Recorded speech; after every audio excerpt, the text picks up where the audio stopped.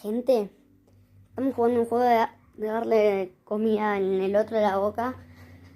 Así que le voy a preparar a mamá su comida, lo que va a comer.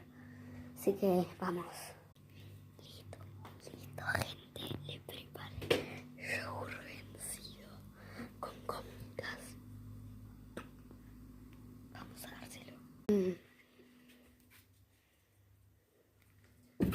Ahora tengo que cerrar los ojos. Ah, verdad. Ok, listo, dale, toma. Acá está. Ah, es para tomar, no Sí, es para... es para tomar. Ah.